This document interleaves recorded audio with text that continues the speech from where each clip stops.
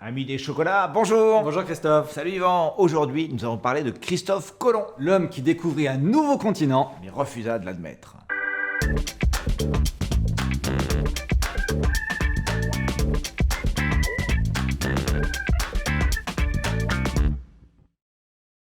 Nous sommes en 1492, Christophe Colomb a enfin réussi à se faire financer son grand projet, rejoindre les Indes par l'ouest. Christophe Colomb n'est pas seulement l'un des plus grands marins de son époque, c'est aussi un entrepreneur coriace qui n'a pas hésité à démarcher toutes les cours d'Europe pour se faire financer son projet. Oui, parce qu'après 10 ans de travail acharné, la cour d'Espagne accepte de lui payer une petite armada de 3 navires. La Nina, la Pinta, la Santa Maria prennent la mer. Après 66 jours de traversée, ils accostent sur une petite île. Christophe Colomb exulte. Le notaire qui avait pris le soin d'emmener à bord le nomme immédiatement vice-roi des Indes. Alors vice-roi, ok.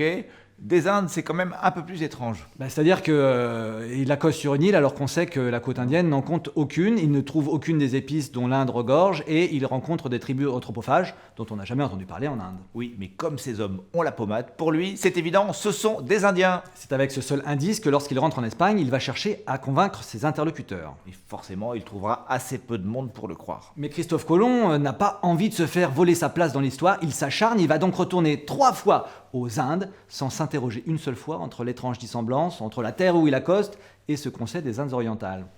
Cette histoire finira mal. Il faut attendre la fin du XVIIIe siècle pour que Christophe Colomb soit enfin reconnu comme le découvreur du nouveau continent où il a accosté en refusant de l'admettre. L'Amérique.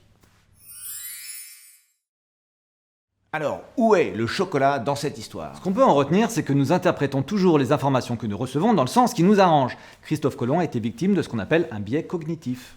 Merci Yvan. Salut Christophe. Bye bye. Toi, tu dis cognitif.